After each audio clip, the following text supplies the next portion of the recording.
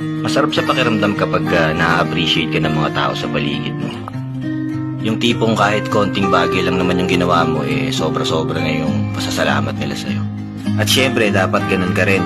Huwag mo kalimutang magpasalamat dun sa mga taong may nagawang mabuti sa'yo. Maliit man yan o malaki.